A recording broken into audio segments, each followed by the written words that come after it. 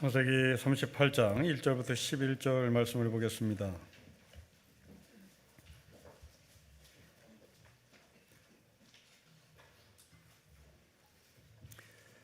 (38장) 1절부터 11절 말씀을 교독합니다. 그 후에 유다가 자기 형제들로부터 떠나 내려가서 아둘람 사람 히라와 가까이 하니라.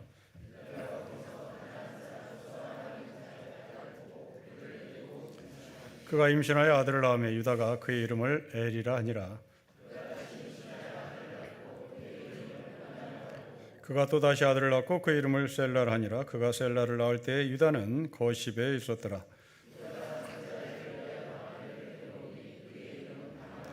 유다의 장자 엘이 여호와 보시기에 악함으로 여호와께서 그를 죽이신지라.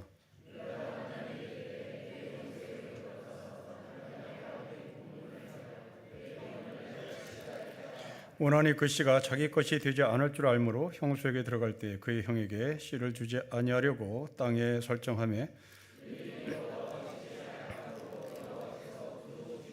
같이 겠습니다. 유다가 그의 며느리 다말에게 이르되 수절하고 너의 아버지 집에 있어 내 아들 셀라가 장성하기를 기다려 하니 셀라도 그 형들같이 죽을까 염려함이라. 다말이 가서 그의 아버지 집에 있으리라. 아멘. 오늘 본문 내용은 대단히 당혹스럽습니다. 그런데 내용만 당혹스러운 것이 아니라 이 이야기가 왜 38장에 있는지가 또 궁금합니다. 왜냐하면 37장에 요셉의 이야기가 막 시작됐기 때문에 그렇습니다. 37장은 보디발의 집에 요셉이 팔렸다라고 이야기가 끝나는 겁니다. 그럼 그 다음이 궁금한 거예요. 보디발의 집에 팔려간 요셉이 어떻게 됐을까? 호기심이 나고 궁금증이 납니다. 그런데 갑자기 중단시킵니다. 갑자기 이야기를 중단시키고 뜬금없이 유다의 이야기가 나옵니다. 누가 봐도 어울리지 않지요. 흥미진진한 드라마를 보다가 갑자기 자막이 바뀌더니 광고로 전환되는 그런 분위기입니다.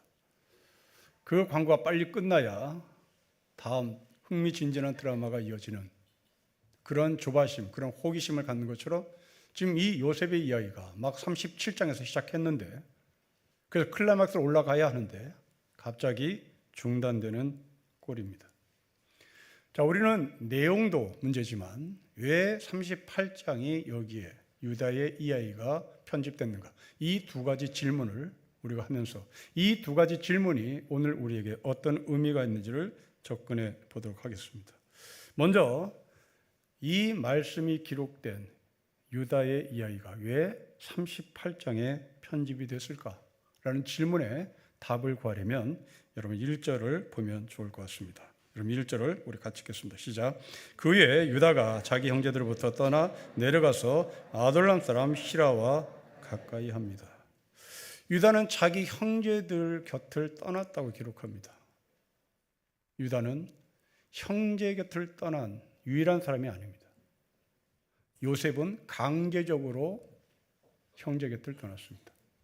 루벤은 형제 곁을 떠났다가 다시 돌아온 사람이기도 합니다. 자발적으로 떠난 유다, 강제적으로 떠난 요셉, 떠났다가 다시 돌아온 루벤입니다. 우리가 사는 인생이기도 하지요. 우리 지금 북한에서 강제적으로 쫓겨나 남한으로 피난하는 분들도 계십니다. 미국으로 자발적으로 이민 간 사람도 있습니다. 미국에 살다가 다시 한국으로 역이민 온 사람들도 있습니다. 우리 아이들은 강제적으로 군대에 끌려갑니다. 그러나 누군가는 대학에 들어가서 나 혼자 독립하고 싶어. 집을 나가서 스스로 하숙하고 스스로 자취하는 아이들도 있습니다. 그렇게 스스로 자취하고 하숙하다가 지긋지긋해서 다시 집으로 돌아오는 내 아들, 내 딸도 있습니다. 아마도 애굽에서 그리고 바벨론에서 포로 생활하는 히브리 노예들 가운데 이렇게 강제적으로 전쟁에 끌려가는 징집된 노예도 있었을 것이고 지긋지긋하다가 내가 여기서 노예로 사느니 차라리 바벨론으로 전향하겠어. 애굽으로 전향했어 하고 변절한 사람들도 있을 것입니다. 그렇게 변절했다가 다시 자기의 민족을 찾아서 돌아오는 루벤 같은 사람도 있었을 것입니다. 성경이 이렇게 떠남에 대해서 대단히 중시하게 여기고 이 떠남에 대해서 어떤 의미를 부여합니다. 그 떠남의 의미는 하나님 나라 확장입니다. 아브라함을 보십시오. 하나님께서 아브라함에게 떠나라고 말씀하십니다. 하나님 나라의 확장입니다. 그런데 이 아브라함은 자기 스스로 갈대아 우르 땅을 떠나지 않지요. 데라가 아브라함을 끌고 나갑니다. 사도행전 1장 8절에 너희에게 성령이 임하면 너희는 예루살렘과 온 유대와 사마리아 땅끝까지 증인들하고, 다시 말해 예루살렘을 떠나야 되고 유대를 떠나야 되고 사마리아를 떠나야 되고 땅끝까지 가야 한다고 말합니다. 그런데 사도들은 떠나지 않습니다. 예루살렘을 지키죠. 그러자 놀랍게도 사도행전 8장 1절입니다. 1장 8절을 뒤집습니다. 1장 8절을 뒤집은 8장 1절에 하나님은 예루살렘에 고난을 내립니다. 그리고 그 고난을 통하여 예루살렘에 있는 하나님의 사람들을 사마리아로 흩트러 드립니다. 이렇게 하나님은 하나님 나라를 통해서 하나님 나라를 이루기 위하여 강제적으로 아니면 자발적으로 자기 주변의 환경을 떠나도록 인도하십니다. 그렇게 강제적으로 떠나든 자발적으로 떠나든 결과는 항상 진보합니다. 하나님의 역사는 항상 선입니다. 하나님의 역사는 항상 발전합니다. 하나님은 항상 진보로 삶을 지향합니다. 시편 126편을 보면 눈물을 흘리며 씨를 뿌리는 한 농부를 만납니다. 우리가 아는 대로 이스라엘 땅은 척박합니다. 비가 적은 나라입니다. 아마도 이 사람은 그 척박한 땅을 씨를 뿌리러 나갔던 게죠. 그런데 이 사람은 놀랍게도 눈물을 흘리며 씨를 뿌립니다. 여러분, 척박한 땅에 눈물을 흘려봐야 비 오지 않습니다. 척박한 땅에 씨를 뿌려봐야 거둘 확률 거의 없습니다. 그렇다면 이 사람은 씨 뿌려 나가지 말아야 되는 겁니다. 그런데 왜 이 사람은 눈물을 흘리며 씨를 뿌릴까요? 슬퍼서? 서러워서? 그것은 표층적인 관찰이죠. 그것은 1차적인 해석입니다. 슬퍼서도 아닙니다. 서러워서도 아닙니다. 자신이 흘리는 그 눈물 한 방울이 척박한 땅에 걸음이 되기를 원했고 비가 되기를 원했고 그 땅을 적시기를 원했기 때문이죠. 물론 눈물 한 방울은 그 땅을 적실 리 없습니다. 이것은 물리적으로 불가능합니다. 하지만 농부는 그것을 알면서도 눈물을 흘리며 씨를 뿌립니다. 하나님의 진보를 믿었기 때문입니다. 하나님의 역사를, 하나님의 진보의 역사를 이 사람은 신뢰했기 때문에 그렇습니다. 마침내 이 사람은 단을 거두죠. 기쁨으로 단을 거둡니다. 자신의 눈물 한 방울이 그 땅을 적셨기 때문입니다. 자신의 눈물 한 방울이 그 땅을 적셔서 씨를 발화했고 자라게 했고 열매를 맺게 했기 때문입니다. 이 농부는 곡식단을 들고 집으로 돌아왔겠죠. 그리고 그 곡식을 털었겠죠. 그 턴 열매를 가지고 자식들에게 밥을 해 먹였겠죠. 이게 믿음입니다. 결국 농부가 흘린 눈물은 서러움과 고통의 눈물이 아니라 가족에게 밥을 지어주고 싶은 사랑의 눈물이었고 꿈의 눈물이었고 그 꿈을 믿음으로 실현시키는 씨뿌림의 눈물이었습니다. 언젠가 설교도 저는 파주 문산여고 3학년 여학생이었던 지관순 학생을 소개한 적이 있습니다. 다시 오늘 본문과 연관되기에 이 여학생을 소개합니다. 이 지관순 학생은 도전 골든벨에 참여해서 골든벨을 울린 학생입니다. 가정 형편이 어려워서 초등학교를 다니지 못한 여학생입니다. 그런데도 결코 낙심하지 않았습니다. 중학교 검정고시를 봤습니다. 아르바트에서 중학교, 고등학교를 마쳤습니다. 지병과 장애를 갖고 있는 아버지 어머니를 대신해서 군부대가 갖고 있는 땅 중에 짜투리 땅을 얻어 채소를 심고 오리를 키웠습니다. 이런 사실이 알려주자 주변 사람들이 역경을 극복한 소녀라고 추켜 올렸습니다. 감정팔이를 할 수 있는 아주 절호의 찬스였던 겁니다. 여기서 이 지관선 학생이 이런 말합니다. 저는 지금까지 단 한 번도 제가 힘들게 살아왔다고 생각하지 않습니다. 그래서 지금까지 꿋꿋하게 살 수 있었습니다. 하지만 사람들이 모두 저를 힘들게 살아온 소녀라고 말하면 저 자신마저도 그 말을 믿어버릴 것 같습니다. 그렇게 되면 지금까지 살아온 것처럼 씩씩하게 살지 못할 것 같아서 그것이 두렵습니다. 보통 아이 같으면 감정팔이에 찬스입니다. 눈물 몇 방울 흘리면 돈은 들어오게 돼 있습니다. 그런데 이 아이는 감정팔이를 하지 않습니다. 나의 삶을 꿋꿋이 살아가겠다고 다짐합니다. 바로 그것은 소망 때문이죠. 그 소망이 자신의 인생을 인도할 것이라고 믿었기 때문입니다. 인도의 성자 썬다시라는 사람이 있습니다. 여러 번 히말라야를 넘나들었던 사람입니다. 몸이 약합니다. 이 몸이 약한 썬다싱에게 당신은 어떻게 그 험한 히말라야 산을 몇 번씩 넘나들 수 있었냐고 물었습니다. 썬다싱이 말합니다. 정신의 키를 산보다 높이 키우면 어떤 산도 넘을 수 있습니다. 여러분, 그 정신은 멘탈 아닙니다. 그 정신은 단순한 정신 아닙니다. 그 정신은 꿈입니다. 그 정신은 소망입니다. 그 소망 때문에 떠나는 것이고 하나님은 그 떠나는 사람에게 그 소망을 심어 주시는 겁니다. 시편 기자는 말합니다. 주님께서 나를 돕지 아니하시더라면 나는 이미 적막한 곳에 내 목숨이 떨어졌을 것이다. 자기의 목숨이 적막한 곳으로 떨어지지 않았던 이유는 하나님께서 나를 도우셨다는 것이고, 나를 도우셨다는 것은 너는 여기서 죽지 않는다. 울면서 씨를 뿌릴 수 있다. 그 울면서 씨를 뿌리는 그 씨가 열매를 맺는다라고 하는 이 소망을 이 사람에게 주었기 때문입니다. 여러분, 유다는 집을 떠났습니다. 고대 시대에 집을 떠난다는 것은 공동체와 단절됐다는 것을 의미합니다. 공동체와 단절됐다는 것은 요즘 말로 얘기하면 간첩이 되는 겁니다. 빨갱이가 되는 겁니다. 나그네를 영어로 에일리언이라고 표현합니다. 에일리언은 외계인입니다. 공동체에서 단절된 사람, 외계인입니다.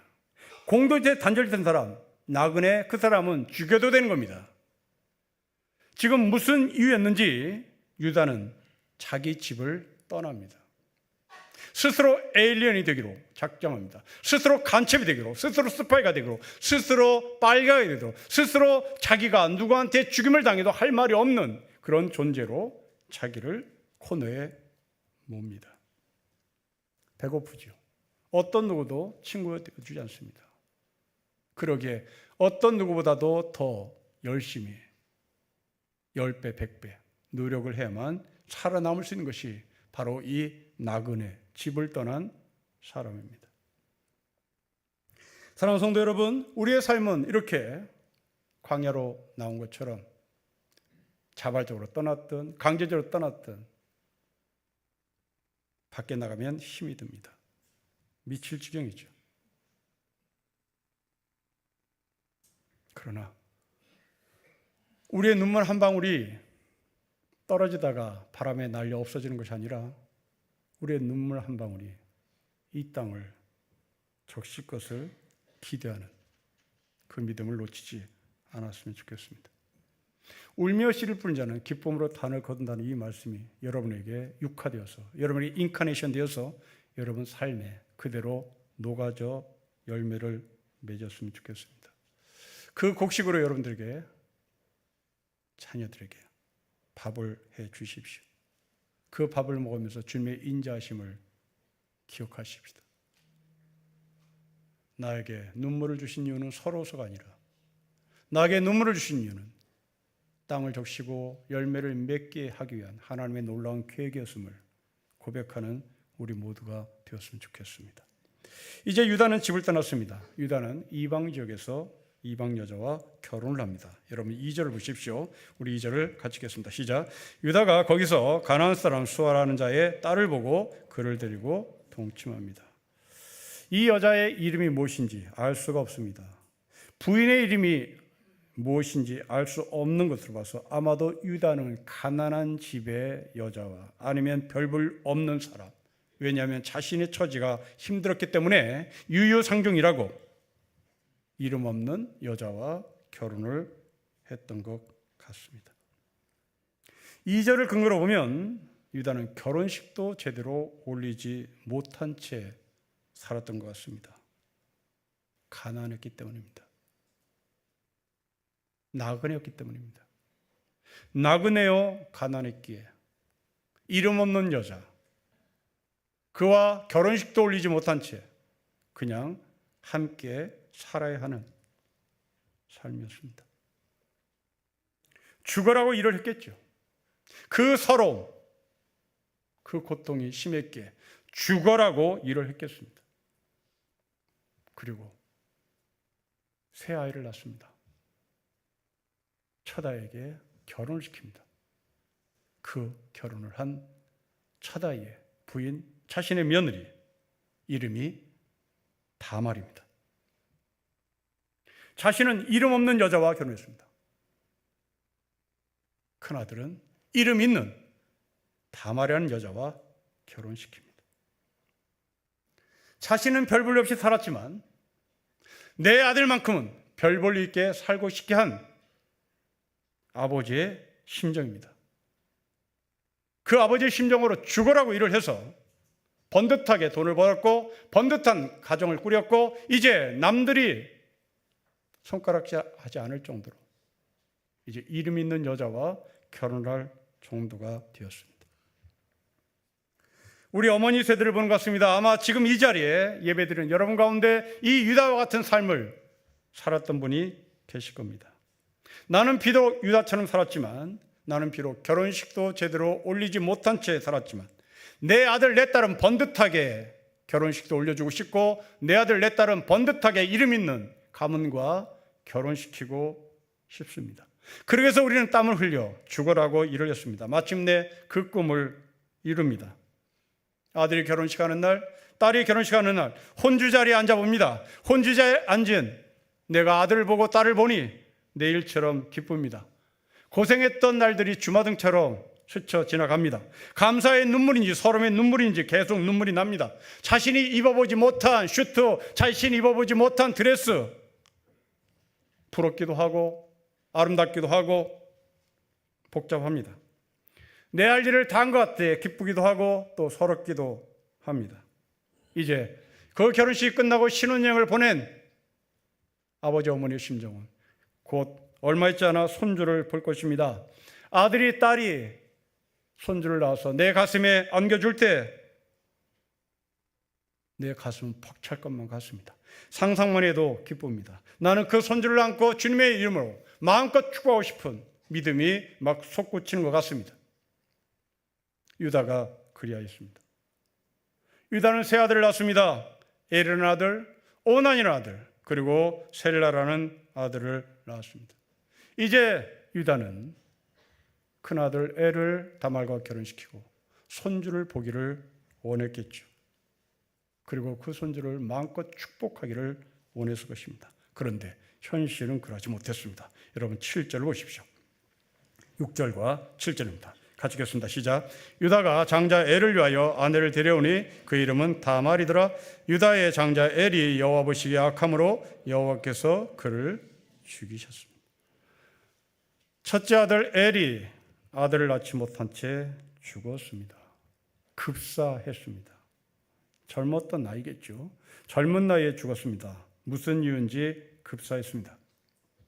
그래서 유다는 다말을 통해 또 아들을 낳기를 원했습니다. 둘째 아들 오난에게 자기의 며느리를 아내로 넘깁니다. 오난은 아버지 유다의 말을 거부합니다. 결국 오난도 죽습니다.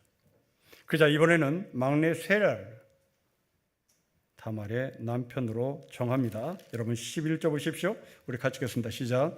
유다가 그의 며느리 다말에게 이르되 수절하고 너희 아버지 집에 있어 내 아들 셀라가 장성하기를 기다려 하니 셀라도 그 형들같이 죽을까 염려함이라 다말이 가서 그의 아버지 집에 있습니다. 유다는 셀라가 어리다는 이유로 곧바로 결혼을 허락하지 않습니다. 다말에게 명령합니다. 수절을 지켜라. 친정집에 가 있어라. 수절을 지켜라. 친정집에 가 있어라. 막내 셀라가 어리기 때문이다. 그런데 유다의 속마음은 그게 아니었습니다. 11절 하반부를 보십시오.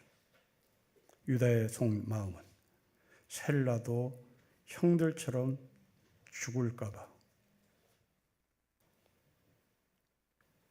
그리고 한편에서는 다말이 영원히 돌아오지 못할까 봐 다말을 붙잡아둡니다. 여러분, 이 11절에 남성 중심의 사고를 보십시오. 수절이라는 단어입니다. 너는 수절해라. 자기의 욕심을 채우기 위해서. 이 아름다운 수절한 단어를 유다는 아름답게 쓰지 않습니다. 내 아들이 또 죽어서 내 대가 끊길까 봐 비열하죠. 자기는 룸사롱 다니면서 자기 딸은 처녀를 요구합니다. 자기는 창녀촌에 드나들면서 자기 아내는 처녀를 요구합니다. 이게 유다죠. 비열하죠. 비열한 남자들입니다. 놀랍게도 이 비열한 남자가 예수 그리스도의 조상입니다. 성도 여러분, 여러분들이 룸사롱을 다닌다면 여러분 며느리도 룸사롱의 여자일 수도 있다 인정해야 되는 겁니다. 왜 우리 인정 안 하죠? 왜 여러분 거기 다니면서 왜 내 며느리는 룸사롱의 여성이 되어서는 안 되는 거죠? 속마음이 다른 것이요. 수절, 처녀. 그러나 그것은 거칠에 불과했습니다. 속마음은 전혀 달랐습니다. 막내까지 죽으면 대가 끊길까 봐 유다는 수절한 이름으로 다말을 묶어둡니다. 자, 이 말씀을 읽는 우리는 본문을 받아들여야 될 것인지 거부할 것인지 대단히 혼동스럽습니다. 며느리를 아들에게 대물림한다? 이걸 왜 이래야 하느냐? 반문이 생깁니다. 우리는 오늘 이 본문을 이해하기 위해서 고대 이스라엘 사람들이 갖고 있는 문화를 이해해야 합니다. 먼저 우리가 이해해야 될 것은 고대 시대의 아들이라는 존재입니다. 남자라는 존재입니다. 아들이라는 존재, 남자라는 존재는 힘이고 재산이었습니다. 한문으로 남자를 써보십시오. 밭전자 밑에 힘역자입니다. 남자는 밭에 나서 힘을 쓰는 존재입니다. 밭에 나서 힘을 썼다는 말은 열매를 맺는 얘기입니다. 그 열매를 추수하면 재산이 되는 겁니다. 부자가 되는 겁니다. 결국 남자는 부자의 출발입니다. 밭에 나가서 힘을 쓰는 존재입니다. 반면에 여자의 여자를 한문으로 써보십시오. 임신한 존재입니다. 그렇다면 이 여자는 아들을 많이 낳아 부자로 만드는 도구였는 겁니다. 여자가 임신한 그 임신한 아이는 딸보다는 아들이야 되는 겁니다. 만약 이 아들을 낳지 못하면 여자는 재산을 불릴 수 없기에 파혼을 당하고 집에서 쫓겨나는 존재입니다. 그러니 이 유다는 앞으로 아이를 생산할 수 있는, 우리 집에 부자를 만들 수 있는 가능성을 가진 존재 다말을 붙잡아두고 싶었던 겁니다. 이것을 이스라엘 사람들은 레비리토라는 문화라고 이름을 붙입니다. 이건 우리나라도 있었습니다. 고구려 시대의 형사 취수법, 형이 죽으면 형사, 형이 죽으면 취수한다, 제수씨를 취한다 입니다. 오늘 이 본문은 고대 시대에 갖고 있었던 이스라엘 문화요, 고구려 시대에 우리나라가 갖고 있었던 문화입니다. 그리고 이것은 이스라엘 사회의 법이었고 고구려 시대의 형사 취수법이라는 법이었습니다.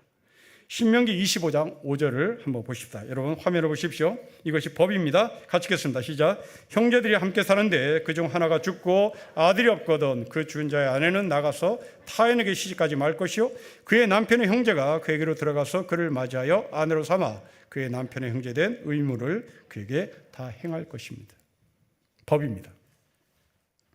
이 문화는 예수님 시대에도 존재했던 것 같습니다. 흔적이 남아 있었던 것 같습니다. 마태복음 22장을 보면 부활을 인정하지 않는 사두개인들이 예수님께 와서 말장난을 시작합니다. 어떤 말장난을 시작하냐면 큰아들이 죽었습니다. 큰아들의 부인이 둘째에 갔겠죠? 셋째에 갔겠죠? 넷째에 갔겠죠? 다섯째, 여섯째, 일곱째에 갔습니다. 막 죽었기 때문에 당신의 며느리가 둘째, 셋째, 넷째 계속 대물림 했습니다. 나중에 부활이 되면 이 여자는 누구의 부인이죠? 라고 말장난을 한 적이 있습니다. 자, 그러면 이 사두개인들은 이것을 말장난으로 장난을 쳤는데 과연 이 이야기는 오늘 우리에게 어떤 의미가 있을까라는 겁니다. 고대 시대에 보기 때문에 폐기 처분해야 되는가, 아니면 출산 저하 시대에 이렇게 해서라도 아이를 많이 낳을 수 있도록 격려하고 독려하는 하나님의 말씀으로 이용해야 될 것인가. 아무도 여러분들이 이 말씀을 폐기 처분해야 된다고 주장하는 사람도 있을 것입니다. 또한 나라가 지금 인구 절벽에 있을 때 이렇게 해서라도 아이를 많이 낳으면 어떨까? 이 말씀을 인용해서 레비트 문화를 만들고 싶은 사람도 있을지도 모르겠습니다. 그러나 그 어느 것도 아닙니다. 아이를 낳자? 폐기 처분하자? 아닙니다. 여러분, 이스라엘 민족은 어떤 사람입니까? 하나님께서 택하신 약속의 사람들입니다. 하나님은 아브라함을 통하여 그 약속을 이루실 것입니다. 때문에 이스라엘이 대가 끊긴다는 것은 하나님 나라가 중단된다는 얘기입니다. 이 이스라엘은 대가 끊기지 않도록 하나님 나라가 계속 이어지도록 아이를 낳아야 되는 겁니다. 그런데 이 하나님 나라를 중단시키려고 하는 존재가 나타났습니다. 그 사람이 오난입니다. 왜 이 사람이 중단시키려고 하는지 8절과 9절을 보십시다. 우리 같이 읽겠습니다. 시작. 유다가 오난에게 이르되 너의 형수에게로 들어가서 남편의 아우된 본분을 행하여 너의 형을 위하여 씨가 있게 하라. 오난이 그 씨가 자기의 것이 되지 않을 줄 알므로 형수에게 들어가서 그의 형에게 씨를 주지 않냐고 땅에 설정합니다. 두 가지입니다. 8절에 너의 형을 위하여, 네가 낳은 아들 네 거 아니다. 네가 낳은 아들 네 거 아니다. 네 형의 아들이다. 그렇다면 그 형의 아들이라면 유다의 재산이 누구에게 넘어가는 겁니까? 유다의 재산은 형의 아들에게 넘어가는 겁니다. 그래서 9절은 좀 더 자세히 보입니다. 그 씨가 자기 것이 되지 않을 줄 알므로 자기에게 재산이 오지 않을 것을 알아. 어쩌든지 이 다말을 쫓아내버리면, 이 다말을 친정집으로 쫓아내서 영원히 못 들어오게 하면 재산은 내 것이 되는 겁니다. 이게 오늘 본문의 핵심입니다. 자기가 아들을 낳으면 아버지의 재산은 자기 아들에게 갈 것이고 그 아들의 재산은 자기 것이 아니라 엘의 재산이 될 것이다. 그러기에 아이를 낳을 수 있는 여자를 없애버리면 이제 이것은 내 것이 되는 거죠. 여러분, 이런 사람 우리는 뭐라고 표현할까요? 그렇습니다. 합리적인 사람입니다. 합리와 똑똑과 효율을 추구하는 사람입니다. 당연하죠. 이렇게 똑똑한 사람이 어디 있습니까? 아이를 낳으면 재산이 자기에게로 돌아오지 않는데 다말을 집으로 쫓아내버리면 그 자리 다 내 것이 된대. 얼마나 똑똑합니까? 그런데 하나님은 이 오나를 죽입니다. 합리적인 사람, 효율적인 사람, 하나님 나라에 중요한 사람이 아니란 얘기입니다. 여러분, 신약 성경에 이렇게 똑똑한 사람들, 합리적이고 효율적인 사람들이 모인 교회가 있었습니다. 그 교회가 고린도 교회입니다. 고린도 교회는 여러 문제가 있었는데 먹는 문제로 교회가 분열될 위기에 있었던 적이 있습니다. 이 먹는 문제라는 게 무슨 말이냐면, 고대 초대교회는 2000년 전에 여러 교회들은 모일 때마다 밥을 먹었습니다. 저녁밥을 먹었겠죠, 당연히. 그 저녁을 먹는데 퇴근 시간이 다 다릅니다. 제일 일찍 퇴근한 사람이 누구였습니까? 자유인이죠. 자유인들은 일찍 퇴근합니다. 제일 늦게 퇴근한 사람이 누굴까요? 노예들입니다. 밥을 차려놨습니다. 일찍 온 사람이 밥을 먹었습니다. 늦게 온 사람은 남은 밥을 먹는 거예요. 아니면 더 늦게 온 사람은 밥도 못 먹었습니다. 당연한 거잖아요. 효율이잖아요. 합리잖아요. 일찍 왔으면 밥 먹는 거 당연한 것이고, 늦게 왔으면 못 먹는 거 당연한 거예요. 그런데 바울은 이 문제를 혹독하게 지적하면, 다 오면 먹어라. 다 모이면 먹어라. 왜? 우리는 한 몸이고 한 지체이기 때문에. 여러분, 합리와 효율을 따지면 다 모일 때까지 밥을 먹지 않으면 음식은 식은 겁니다. 그 식은 음식을 먹는다는 것은 어떻게 합리와 효율입니까? 뜨끈뜨끈한 밥을 먹는 것이 효율 아니겠습니까? 합리 아니겠습니까? 그럼 늦게 왔으면 넌 못났잖아. 일찍 먹으려면 출퇴해라. 일찍 먹으면 돈 벌으라고. 일찍 밥 먹을 수 있으려면 자유인이 돼. 이게 합리예요. 이게 우리가 살아가는 세상입니다. 그런데 바울은 다 모일 때 먹어라. 우리는 지체이기 때문에. 그러면 바울이 하신 말씀입니다. 손가락 하나를 깨물면 다른 손가락이 아프지 않겠니? 네 혼자 따뜻한 밥 먹으면 다른 사람은 아프지 않겠어? 그 말을 하는 겁니다. 합리와 효율보다 공동체를 더 우선하는 거죠. 사도행전 2장에 나오는 초대교회 모습을 보십시오. 대단히 비효율적입니다. 자기의 전 재산을 내바칩니다. 함께 밥을 먹습니다. 함께 기도합니다. 비효율적이잖아요. 어떻게 전 재산을 다 바칩니까? 어떻게 함께 밥을 먹습니까? 시간차가 다 다른데. 그런데 예루살렘 교회는 그렇게 밥을 먹었습니다. 참된 신앙이란 뭘까요? 계산기 두드리는 거 아닙니다. 참된 신앙은 공동체에 실력이 있건 없건 그들과 어울려 사는 겁니다. 유치원 아이가 유치원에서 한글을 배웠다고 해서 그 아이는 뉴스를 읽을 수 없습니다. 그렇다고 해서 그 아이가 지식이 짧은 아이인가? 그렇지 않죠. 유치원에서 한글을 배워온 그 아이를 보고 엄마 아빠는 춤을 춥니다. 내 애가 신동이다. 내 애가 천재다. 효율의 관점에서 아이를 본 거 아닙니다. 지체의 관점에서 본 것입니다. 성가대에 음악성 있는 사람만 올라온다? 효율입니다. 합리입니다. 그러나 악보를 볼 줄 몰라도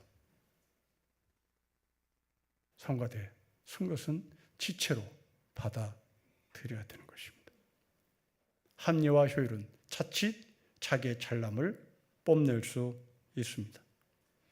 이런 정신과 이런 영성은 오난이 죽는 것처럼 죽은 영성입니다. 계산계를 두드리는 꾀돌이 신앙, 별 의미 없습니다. 우리가 어디든 어느 곳에 가든지 진보의 역사를 갖고 계신 하나님께서 우리를 인도해 나가실 것입니다. 잘난 사람뿐만 아니라 못난 사람까지입니다. 울면서 씨를 뿌리는 사람에게 열매를 주시는 하나님이십니다. 여러분의 눈물은 결코 별 볼 없는 눈물이 아닙니다. 이 땅을 적시고도 남을 만한 하늘의 눈물인 것을 고백하며 오늘도 내일도 다시 한번 믿음 가운데서 소망을 보는 우리 모두가 되시기를 주의 이름으로 축복합니다. 기도하겠습니다.